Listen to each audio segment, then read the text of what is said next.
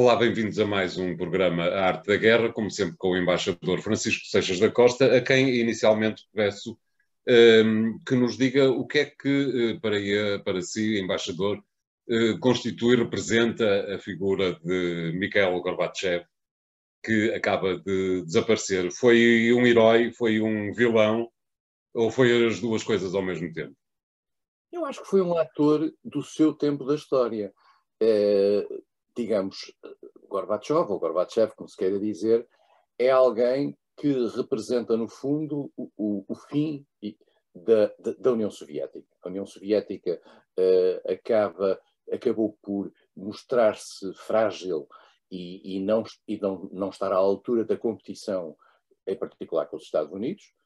Convém dizer que a União Soviética, nos anos 50 e até nos inícios dos anos 60, tinha uma economia relativamente próspera e com uma capacidade até de afirmação, sei lá, por exemplo, no plano das viagens espaciais, de algumas tecnologias, etc., muito importante. Mas há, de facto, depois uma perda na competição internacional e, digamos... Liga ao rearmamento, embaixador? Liga essa perda de competição ao rearmamento?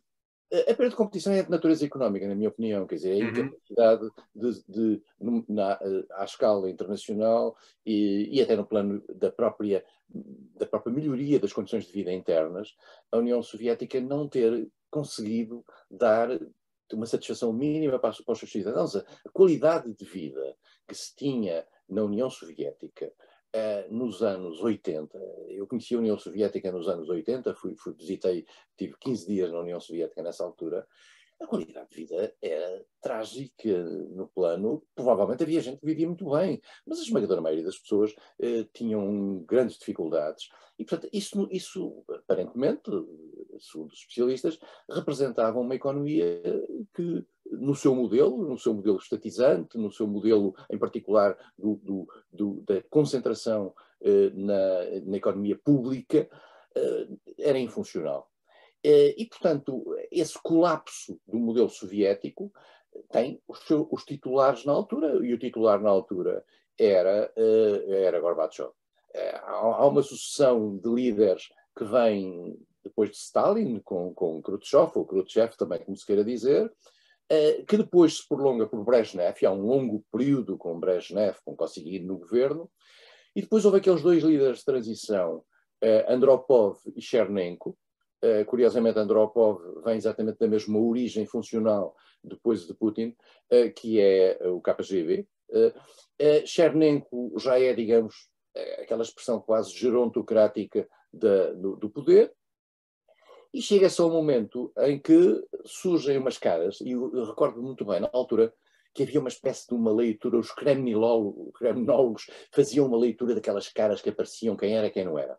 E um dia, nos anos 80, veio ao Porto, a um congresso do Partido Comunista Português, um cavalheiro que tinha uma mancha na cabeça, que se dizia que fazia parte da nova geração. E houve uma grande curiosidade sobre esse senhor, que se chama Mikhail Gorbachev, e que mais tarde, digamos, acabou por ser a figura que acabou por assumir o poder na União Soviética. Ele foi primeiro secretário-geral do Partido Comunista da União Soviética e depois acabou por ser presidente da União Soviética durante apenas 2 anos. E, portanto, Gorbachev, curiosamente, não teve por parte do Partido Comunista Português um reconhecimento na hora da sua morte igual ao provável acolhimento e aos aplausos que teve no Congresso do Porto nos anos 80, mas enfim, a vida é o que é e o mundo mudou muito. O Gorbachev tem no fundo, titula essa mudança e titula de uma maneira que tem algum sentido realista. Embaixador, peço desculpa por interromper, mas diga-me, por favor, titula essa mudança, mas desde o início que previa essa mudança, ou foi essa mudança que acabou por ultrapassar os planos do próprio Gorbachev? Claramente, Gorbachev não queria o fim da União Soviética. Certo. Isto é muito claro. Gorbachev não queria o fim da União Soviética. Gorbachev queria introduzir medidas de alteração do funcionamento da União Soviética. Nós temos as palavras que na altura se falava muito, a glasnost, a transparência, a questão a questão da imprensa, a questão da liberdade dos mídias, etc. E a perestroika, que era a reestruturação com elementos de desburocratização, mas também de funcionalidade maior da economia. E tentando dar... Algo que Lenin já tinha tentado há seu tempo. Com a nova política económica, no fundo, e também a nova política económica na altura também tem uma abertura privada, e esta também foi, de repente há uma abertura à iniciativa privada.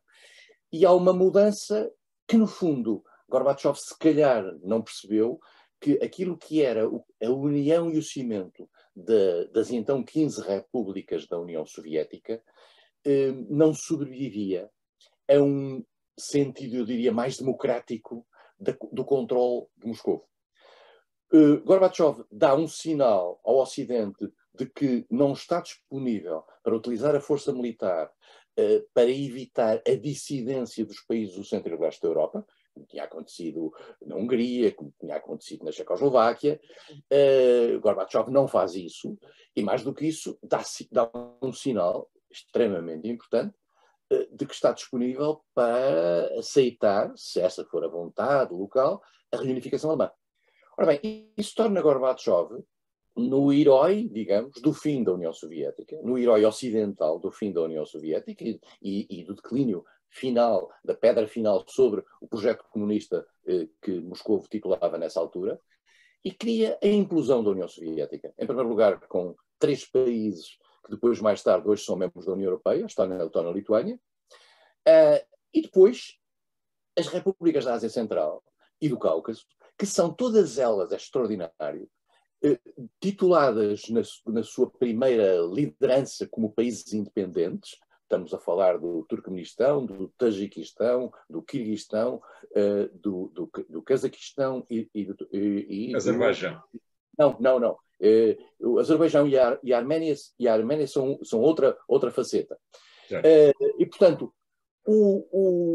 essas 5 repúblicas, eu conheço-as todas, passei por elas, o Uzbequistão, faltava-me o Uzbequistão, passei por elas todas, são todas tituladas por membros do Partido Comunista, do Partido Comunista da União Soviética na altura, e que estavam ali localmente os partidos comunistas desses vários territórios. E acabaram, no fundo, por criar ditaduras. No fundo, aquilo são ditaduras, têm uma patina democrática, mas são verdadeiramente ditaduras que ainda hoje funcionam como tal, às vezes com pequenas nuances de representatividade, até étnica e tal. No caso que o António referiu, do Azerbaijão e da Arménia, havia uma conflitualidade, que ainda hoje existe, no Nagorno-Karabakh, e depois havia as outras repúblicas, que eram a Moldova, que ficava, digamos, junto à Roménia, havia a Ucrânia, como aliás está a ver, havia a Bielorrússia, que ficou na tutela, e havia a Geórgia. E, portanto, com estes países, alguns ficaram num limbo, um deles foi a Geórgia, mas a Rússia encarregou-se de pôr final a isso em 2008. A Bielorrússia é manifestamente totalmente controlada, e sempre, praticamente, embora com um discurso vocal, pela Rússia, por Moscovo. E a Ucrânia ficou neste limbo que nós temos vindo a discutir, e a Moldova está, digamos, é um país pequenino, está ali também numa situação complicada, esmagada, digamos, entre a Ucrânia e a Roménia.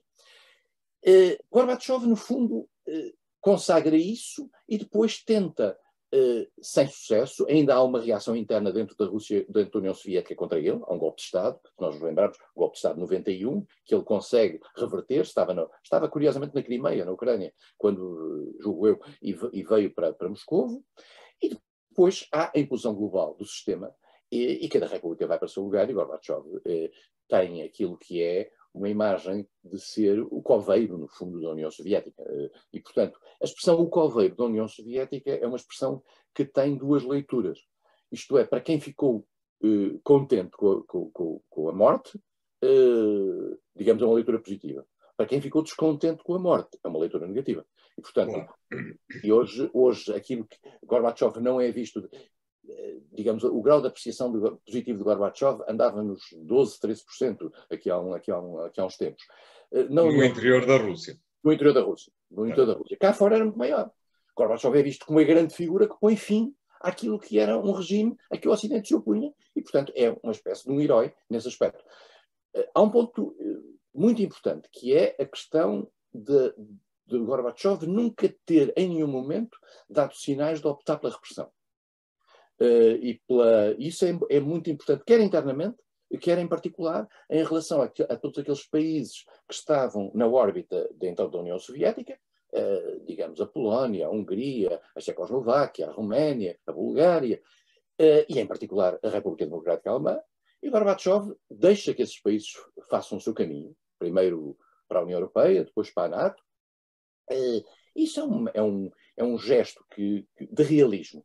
Vamos ser claros, de realismo, porque podia criar ali banhos de sangue que não levavam rigorosamente a nada. Mas a Rússia, no fundo, percebe que ao fazer isto, e Putin é cara disso, é fragilizada.